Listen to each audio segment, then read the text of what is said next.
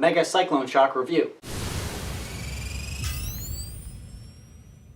So I did not actually purchase this from a retailer. I purchased this online from China, so I didn't actually get it in the retail packaging because this is not technically on the market right now. Because of that, I don't know for sure exactly what's coming with it, the instructions, how many darts or whatever, but I know the blaster is like this. And I also don't know the release date. Once it's available, there will be a link in the description box to where you can purchase the blaster, but again, I just bought it online. So I will go over the external features, show you how it works, and then show you the firing and give you my opinion. Starting from the front, this does not have an in-strike attachment nozzle. Again, it's a Mega Blaster, so if you put on a regular retaliator barrel, the Mega Dart would get stuck in that and it wouldn't work out, so they don't add that nozzle. Up top is an in-strike tactical rail for optics or any accessories. Down below is a nice comfortable little grip, but there is no rail system there. Here is the cylinder or turret. It holds 6 Mega Darts, but it doesn't actually pop out of the blaster. You actually load it from the current position. If you aren't familiar with Mega ammo, it is substantially larger than Elite Darts, but again, Elite Darts do not fit in the Mega Blasters. You have to use Mega Darts all the time. To load, you can just push the dart in like that. The cylinder doesn't pop out like a Strong Arm or a Maverick. Moving back, the trigger is very basic, pretty smooth, no complaints there. Up top is the priming handle. To prime the blaster, you pull back and let go. The cylinder actually rotates on the prime. Pretty comfortable draw. It does feel a little weird because this part's really easy and then it suddenly runs into the priming mech in order to prime back the spring and rotate the cylinder. So it feels a little uneven, but it's nothing to complain about. The grip is very comfortable. It's big enough for a large hand like mine, so no complaints there. It's also ergonomic and soft around the nice filleted edges there.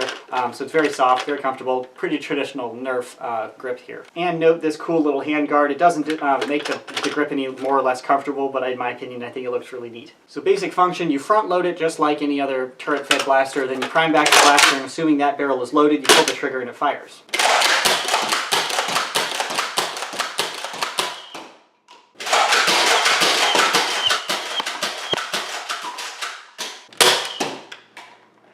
'64, 66, duplicate 66, 69 giggity, 66,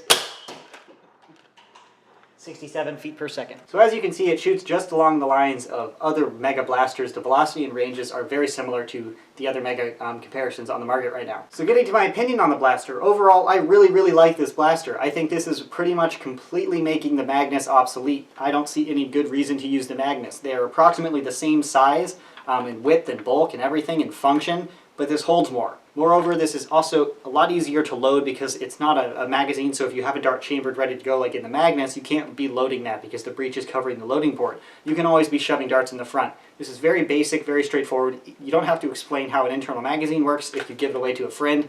It just makes sense. And because of that, if you're looking for a Mega Blaster, especially a small Mega Blaster, I would highly recommend this. This is actually my favorite Mega Blaster on the market right now. The Centurion's absolutely garbage. The Mega Thunderbow is just kind of unnecessary and really bulky. The Magnus is an exceptional blaster, but now that this is out, or sort of out, I see no reason to buy a Magnus. If you want to buy a Mega Blaster, I would definitely recommend this one. Honestly, no complaints whatsoever. I honestly wouldn't change much, other than, of course, making it shoot a little harder, but after modification, it's going to do that anyways. So I definitely recommend checking out the Mega Cycloneshock if you're looking for a Mega Blaster. Pros and cons of Mega compared to regular Elite needs to be weighed before you make that purchase and want to use it in a war, because it's much more expensive to run this ammo and taxing when you can't shoot back when people are shooting at you. After you consider that and want a Mega Blaster, definitely check this one out. That's my review and opinion of the Mega Cycloneshock. Thanks for watching.